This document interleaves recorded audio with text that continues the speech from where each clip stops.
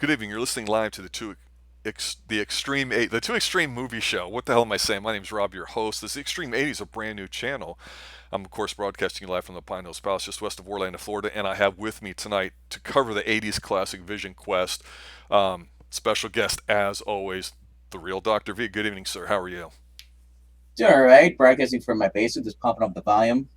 Nice. That's pretty awesome too. I gotta say, Vision Quest, Matthew Modine from 1985. It's Usher time. Means it's time for confession. I'd never seen the movie before. What about you? Same here. I saw that Linda Florentino was in here, the girl from played in Men in Black, the Yes. doctor. Mm-hmm. So I was going back. I was going through like on Voodoo. I was like, okay. I'm like, oh, she's in this movie. I'm like, Matthew Modine's in this. I'm like, well, he's a decent actor. So I'm Right. like, I'm thinking. So I read the script. I like not the script, but if I read the description, I was like, well, dude, he's a high school trying to shed weight so he can like go against like this undefeated guy, and like, and she and play. And I was looking at some of the scenes in it, like the trailers. I was like, wow, it's like I need to sit down and watch this. I mean, it looks kind of corny, but I was actually surprised. The soundtrack alone was great too. Yes. I It's mean, it's phenomenal. you got Cooch in here, man. It was awesome. Michael Shetling, his Mm-hmm. character. He's like, because they're in Spokane, Washington. That's the Warriors, or I think that's the name of the team, something like that. Indians, whatever. Mm-hmm. And well, obviously now they had to change their name. You know, these people. They kind of Yes. comes out the Redskins and all this stuff because it was offensive. But you see a scene in there where they're slapping on the ground as they're running through the circles around the mats, Mm-hmm. and they're doing the war cries. I'm thinking like, man, this movie would have been never been made. Well, we'll talk about the wrestling part to it because some people say, "Oh, it's the best wrestling movie," or "It's a great wrestling movie." Some people say, "Oh, it's a great '80s teen movie." I have to say this. Growing up and being in high school and junior high at the time, this movie was very popular. I had never seen it, so I didn't quite get the attraction because the way the trailer seemed to me, oh, it's got Journey in it. And Journey was a jazz band that turned into a pop rock group that all the chicks loved and all the guys didn't want to admit that they liked too. So when I saw the trailer, even though it's a good song, Only the Young, I just wasn't all that interested in seeing it. But as I'd gotten older and gone through many, many years of coaching different sports and all that, I'd come across some wrestlers in my day job, very, very nice people, down to earth and everything too. And I remember one time one guy was talking to me and he's about my age and he's like, "Dude, you never seen Vision Press, have you, bro?" And I'm like, "No." And he's like, "Bro, you got to see it, man. It's like Rocky for wrestling." And I'm like, "What the hell are you talking about?" And he goes, "Well, he knew Rocky was one of my favorite movies of all time. But he says it's not. He said it's not a kids movie." And I think his description, the gentleman I'm thinking of, his name's Michael. Um, he was right because this movie is not about dopey high school kind of stuff. It's about, I'm in high school. I'm thinking about the life in front of me, what's going on, and it's really about relationships. And I think that's where the movie has some of the strongest scenes in it. Is that it deals a lot with the personalities that are very concrete, but also to your point that you'd mentioned wrestling. I think it shows how dedicated people are when they have a certain craft, whether it's the girl that's in journalism that obviously has a crush on him, or his fellow teammates that, end up supporting him when he decides to drop the weight classes to fight the killer. And it's like, I was really shocked at how well this movie was able to balance all those different things without coming across as crappy, typical 80s stuff. This to me is like a young adult movie. It's not kid schlock. What do you think? No, this is actually one of those movies, and it's not a teeny bopper. It's not like 16 Candles or any of the other weird stuff, or the Rat Pack, the Rat Pack stuff. Right. This was a movie, a serious. It is a serious movie. It's about a kid. Obviously, his mom left him and his dad, all by himself. His dad's working, whatever doing he can just to make a living. So they can stay there, live in the house. He's his senior year. He decided, I've been doing. He's already at the top of all of being a wrestling champ, at his school. But he wants to drop leg because he's like, well, I'm gonna do something that no one's ever done. I'm gonna beat this guy named Shoot, who's undefeated. Yes. And his coach is upset. Like, you can't do this. You need to go to state championship. He's like, I don't give two shits about the state championship. This is what I want to do, not what you want me to do. And I thought that was like, well, geez, you wouldn't see that now today because most kids are wimps. They would give up. I will tell you Uh, this: what you just said, I think, is absolutely 100% on. In that, I think you see the coach and you go, oh, it's just going to be a dumb, stupid coach or dumb, stupid English teacher that we're going to talk about in a few moments. Well, But yeah, you're the absolutely coaching. right. He just decides that he's pretty good at what he does. He's kind of a natural prodigy at it. He's got to drop some weight classes, which is we'll talk about that here in a moment. But yeah, the fact that he simply has something that he wants to do and he wants to do it for himself, and he's not being selfish. He's not destroying anybody's life or anybody that's around him. It's awesome.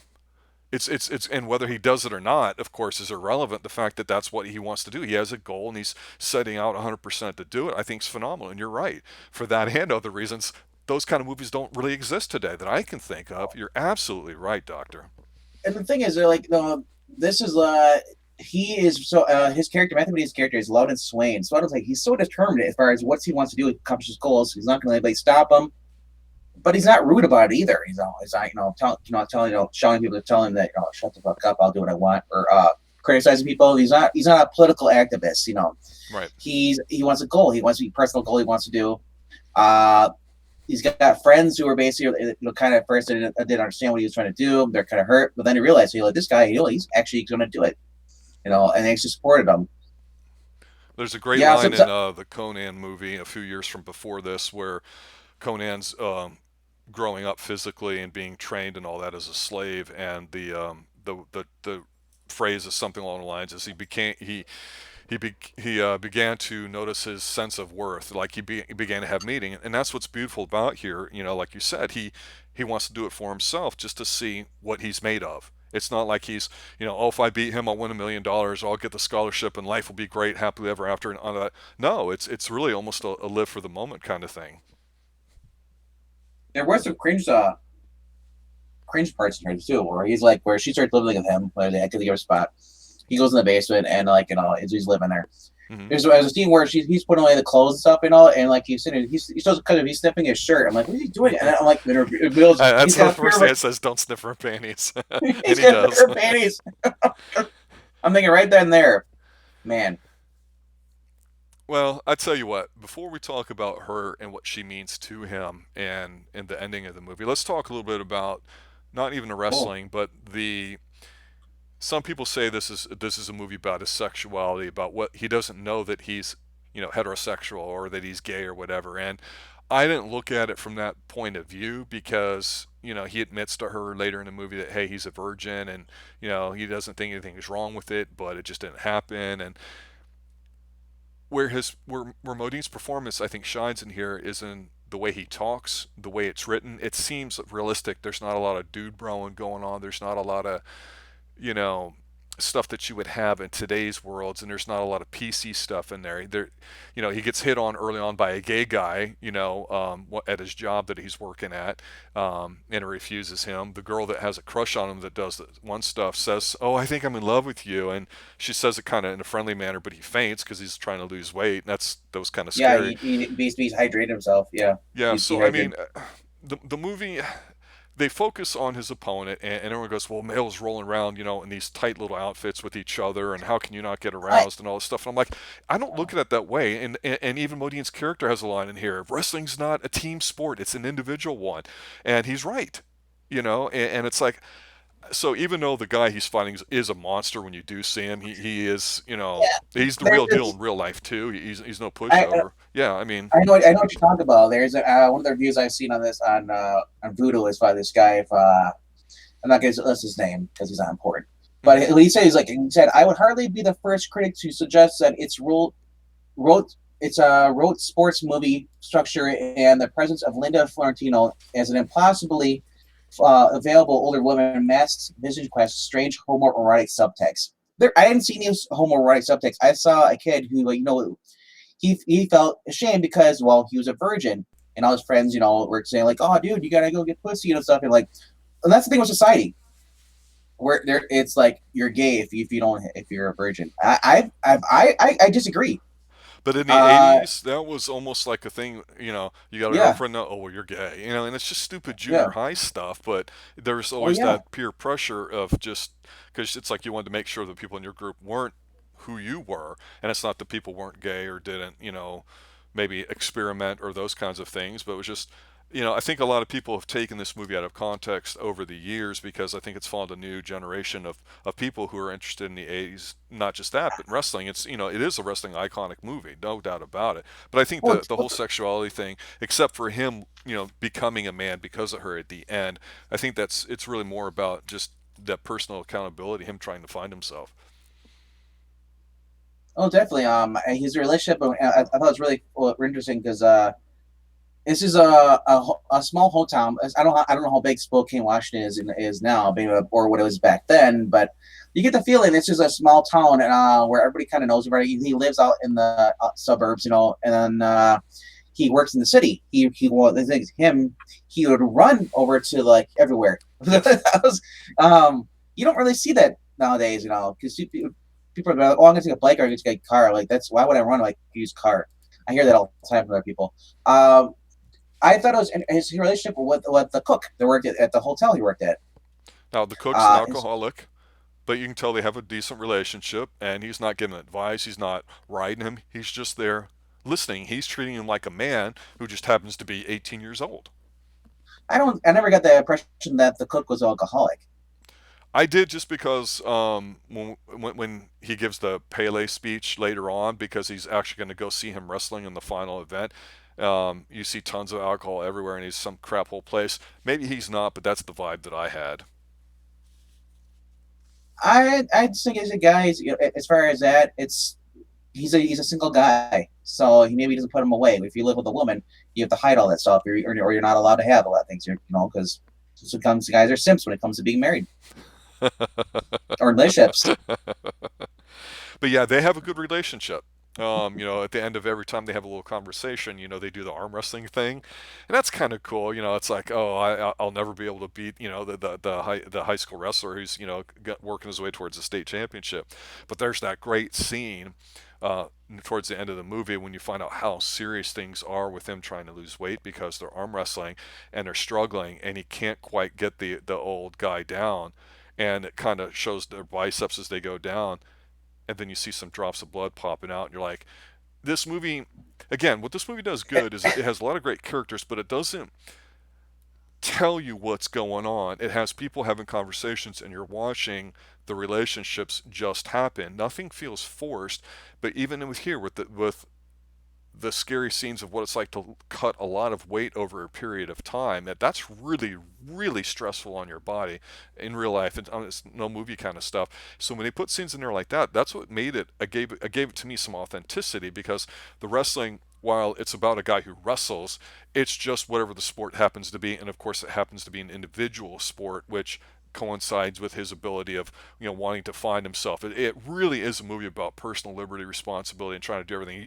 He studies hard. He works really, really hard. He's the hardest working person on the screen, no matter what he's doing. Right? Johnny just popped in. Says he saw this movie once on TV and never forgot it. Linda Fiorentino, yeah, she was a looker, still is, I'm sure. Refreshing to old high school, learning martial arts at the same time. Yeah, it's learning a physical discipline of any type when you're young, I think has lifelong benefits to it, and especially when it's an individual type sport or something, not necessarily a team sport, because you can hide, as we say. So yeah, what are some other things that popped up with you, Doctor, about this movie? Like I said, the whole, as far as the whole is, it felt more 80s as far as aside from the music though. It's not like you don't see all the modern technology stuff. He's driving an old pickup truck to Hmm. go see his grandfather, who lived out in the woods. Like they said, oh, your grandfather lives out in the woods. Okay, just means he's got all cars out there. He's self sufficient. He's got guns. And I'm not thinking like in Washington. I thought they're anti-gun over there.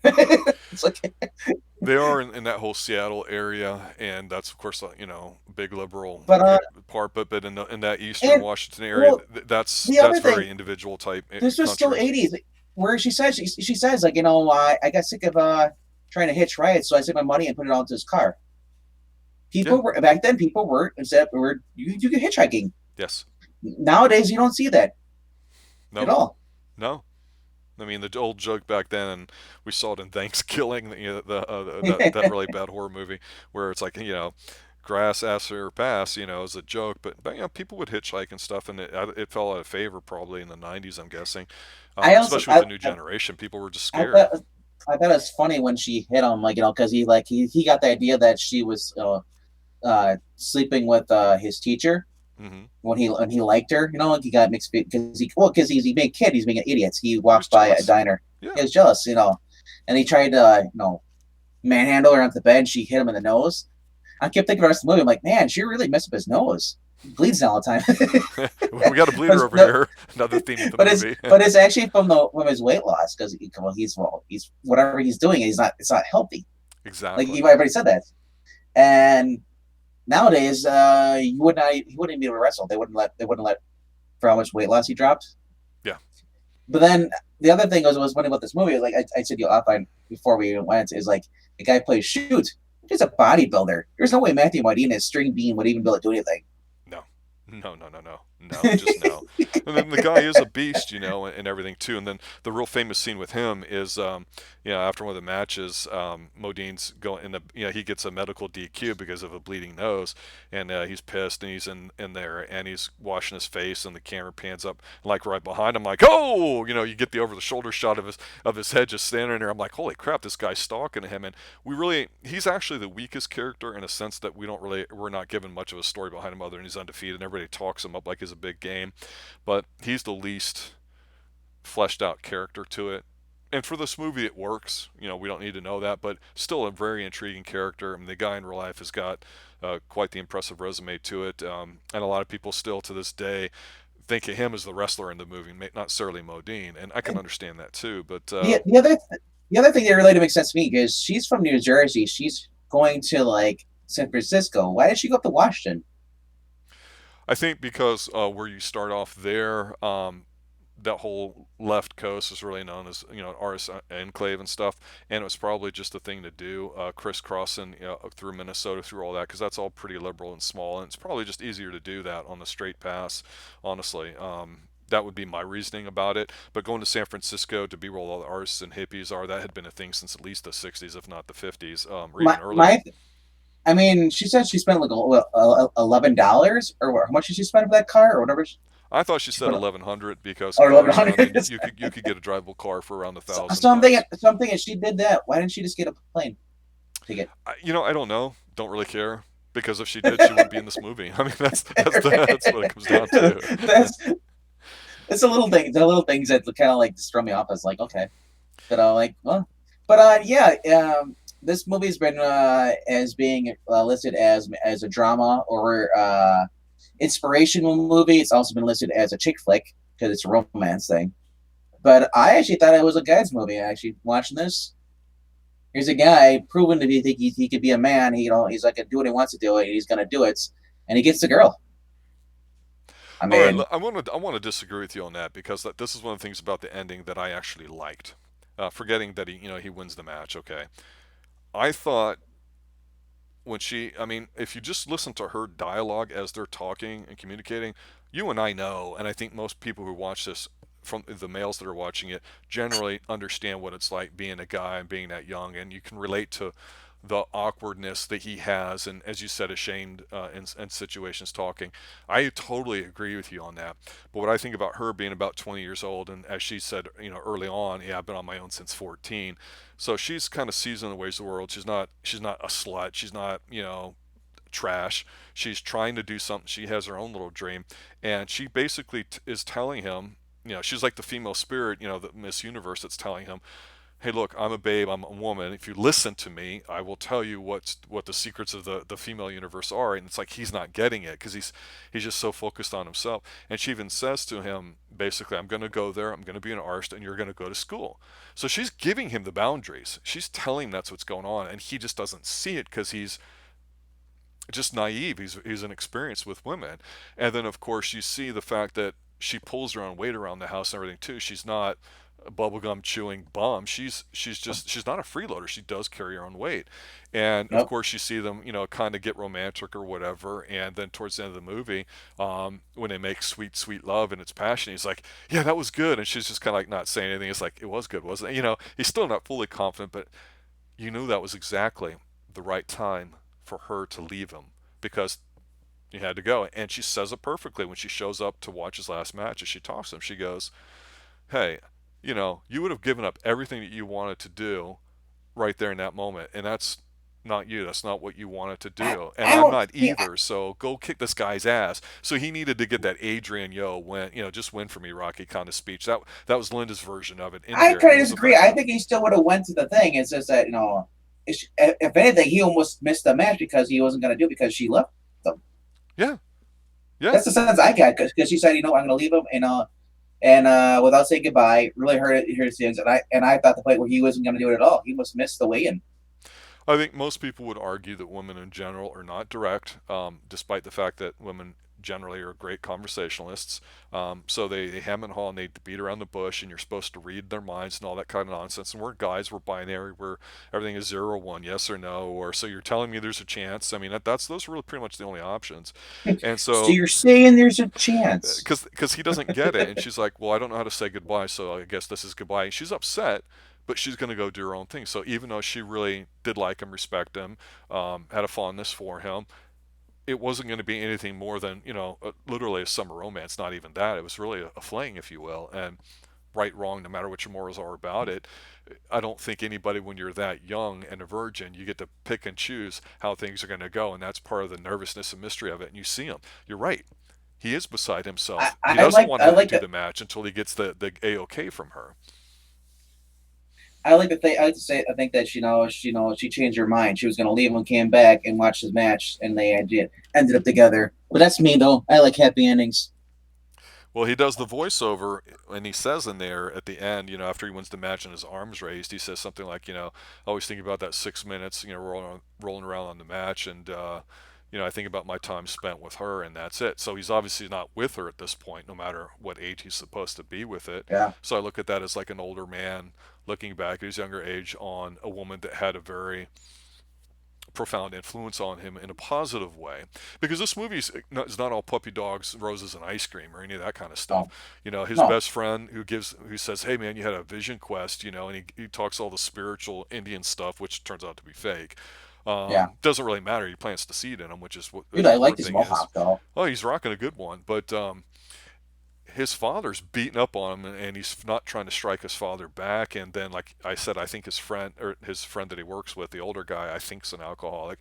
His father's wife, had left, and he's trying to make ends meet. And so it's not like I say everybody's got fancy cars and they're driving around wearing good threads. This is about how hard you work, and for the most of the time, just finding your place in the world. And nobody in this movie, except for these two, seem to be going, you know what, let me do it. And that's one of the neat things about coming of age movies, is not finding yourself necessarily. It's realizing that most of the adults have a different perspective to you, and probably 90% of them, it's crushed. It's not what it used to be, and a lot of times there's a toughness of not being able to deal with your situation. And early on, when they're at the breakfast table and she'd made breakfast for him and his father, she says, oh, I just feel like I just want to help out and earn my keep. And he's like, well, I appreciate that. I don't think it's not taken lightly, but we respect that. Being able to take care of yourself around here. The father even says it. So it's not by accident that you have this kind of being able to take care of yourself with it. So no, I think her leaving was the right move. Maybe the Rocky speech or the Adrian speech there was needed, to Mm-hmm. make it. But again, I don't think it was schlocky, and I don't think of it as a romance. I think of it as a drama, really, because of some of these dark aspects to it, or whatever, that really Yeah. shows you adult life. Wow. Uh, Well, now we're done talking about the movie. Let's talk about the actual soundtrack, man. well, You Tangerine got Dream. Oh my God. Yeah, it's great soundtrack. Phenomenal. Awesome. I don't know what Tangerine Dream is. They do electronic music, so when they're rolling around the mat, when it's just the electronic music, that's Oh, yeah, them. okay, Yeah. yeah, okay, But you're talking more the yeah, songs, I think, right? yeah. The actual sounds, you got "Hungry for Heaven" by Ronnie James Dio. Yes. You got "I'll Fall in Love Again" by Sammy Hagar. "Hot Blooded" Foreigner. Mm-hmm. Quarter Flash, "Heart in My Heart of Heart." my heart. Mm-hmm. And you got "Time for Me to Fly," REO Speedwagon. You got the two songs. You got "The Gambler" and "Crazy for You" by Madonna. Uh, "Lunatic Fringe" by Red Rider. Which They we play now that know like where Dean Ambrose got his inspiration to be a wrestler. right? um, You got the Four Seasons or slash Summer by Antonio Vivaldi. Vivaldi. Hmm. Uh, yeah. Change by John Waite. You got a John Waite song here. That's awesome. No More Words by Berlin. Don Henley's got She's on the Zoom. I mean, but yeah, the movie. I guess when I've ever said the trailers and stuff, I always see "Crazy for You." That's the song they always play whenever I've seen Same for this here. movie. Yes, Madonna's in But here but briefly. Big deal. It doesn't mean anything at all to the movie. She just happens to be in it. Seriously. but you also got to remember that this movie was meant to be the song for Steve Harry's on Only the Young. Yeah, and it's a great song because it's there's a certain sadness to it, I guess, listening to it. It's not, an up tempo pop tune or whatever. It's kind of mild without being something like Send Her My Love or other and journey I, things. and I love that they first play it when he's running. First in the very part of the movie where he's running to his job Hmm. after leaving school. I would say that's a great workout actually song. You know, Yeah, you you and, know, and you and know I will say cardio. this about the I was talking more of the say the score, and you're talking more of the soundtrack, which is cool. One thing too, just as a detail, anybody that grew up watching Miami Vice or within a minute you know what's going on, everything's set up great, but you're right, there's this nice long shot of him running and it's filmed there in Uh, Spokane with the river and everything, which just looks gorgeous oh, the way he's they running have across the it. bridge. Yeah, and then he's going into his You job, see, but they let most of the song play. It's not 2 seconds of it yeah. and you're done, and they play it several times in the movie and let it play for Uh, a long period of Same time. with Lunatic French. When it takes rain. That's it. Yeah. I haven't. I've heard the song, but I've never heard it in a movie before. So that was the first time I heard Lunatic Fringe actually in a movie. So Interesting. so as I love, and just you look at the comments and you look online with people about this movie.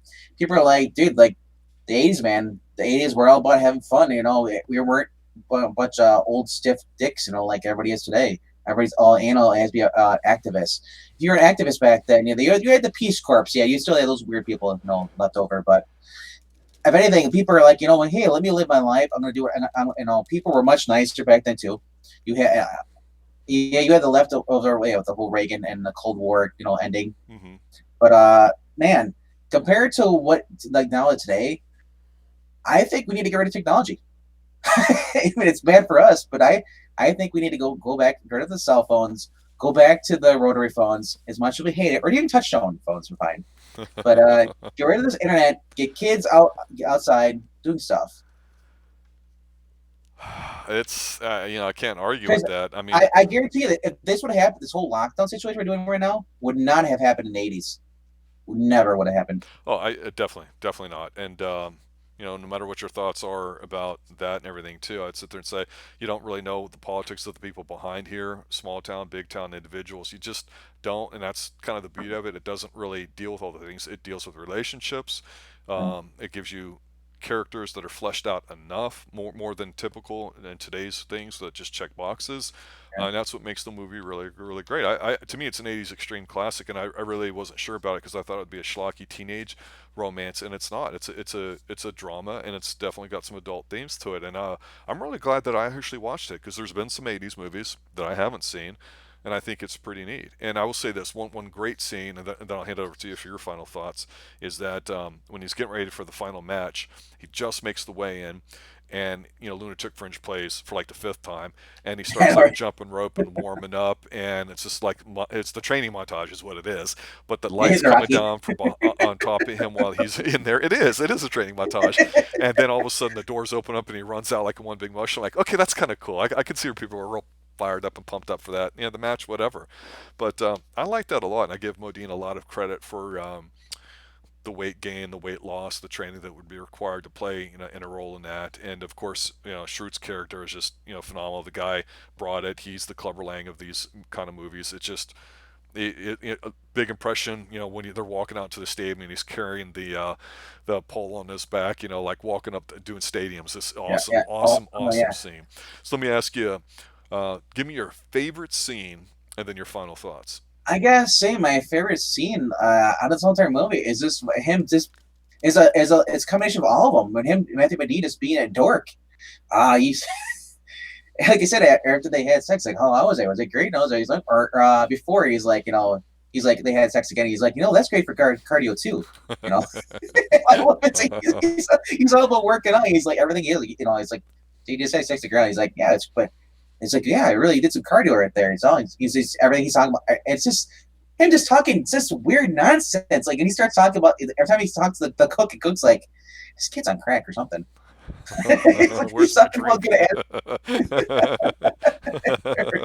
good but no,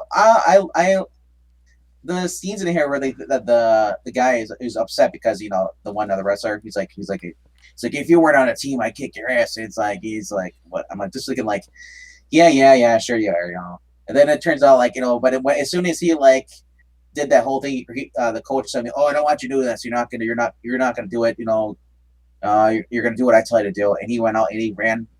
Well, they're doing the little match. The guy tried to pick a fight with him again, Mhm. and then he goes up and he starts using the pegs, the big board to climb up. Yep. And he did it. I'm thinking like he's on a wire.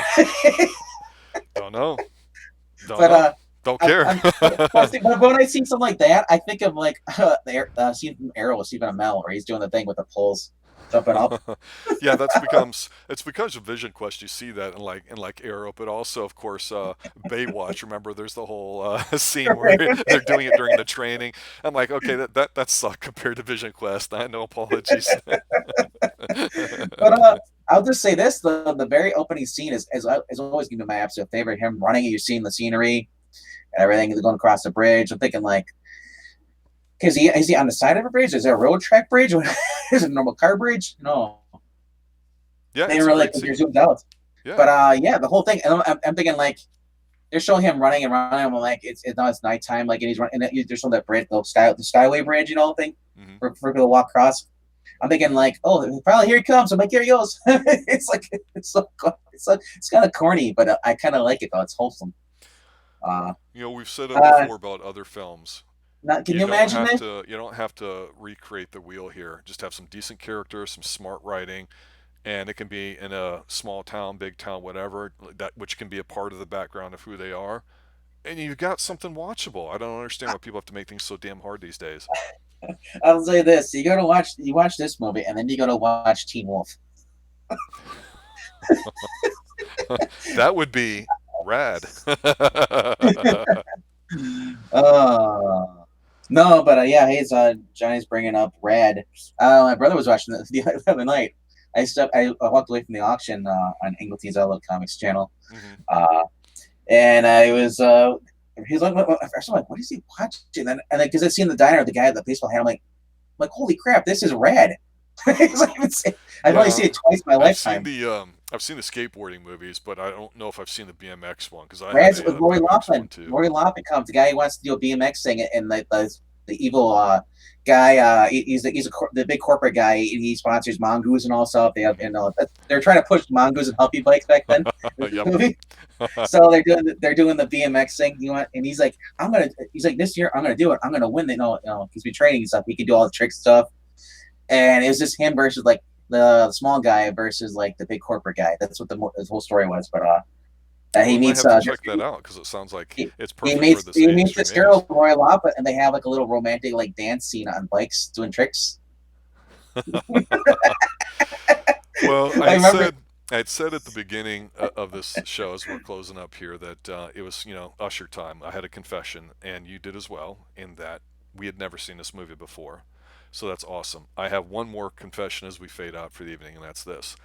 I still to this day have my green BMX Mongoose sniper bike, whatever. Uh, So I hope my to get sis- that out of the garage and check it out. I have to get my sister has the old Huffy. It was the red, white, and blue BMX one. Nice. It was my brother's. Hmm. So hopefully she still has it and she didn't give it away because those bikes are hard to come by.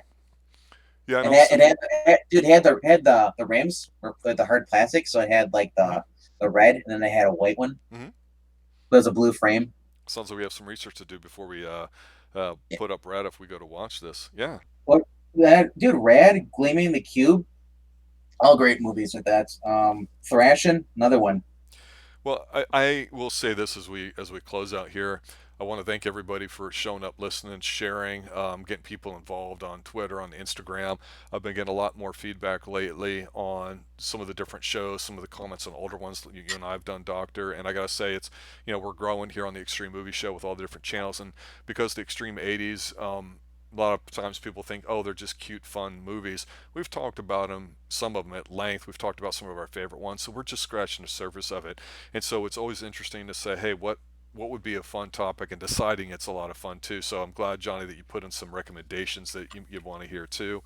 I know Adam Teen's looking at doing one or two reviews for some people, and I know that Doctor, you and I have come up with some that people have asked for. So yeah, that's what it's all about, having fun, watching some stuff, and having a good time. Because for the Doctor and myself, I would say this is definitely an extreme '80s film. It's one worth watching. If you haven't seen it, go see it. Go see it again. Doctor, any last words? Uh, just gonna say, this movie is actually really great, and then if you've never seen it, take a chance on it. It's Yes. surprising. It surprised me, dude. And you I don't thought it have to was be like, only oh, the young to enjoy it. because I'm like, honestly, I'm like, this is Linda Florentino, so I was like, I kind of want to see him. I'm like, and Matthew Dean's a pretty good actor too. Uh, I took a chance on it. Glad I did. Nice. Good stuff. All right. Thanks, everybody, for listening. Have a good night. Stay extreme. And as always, follow your vision quest.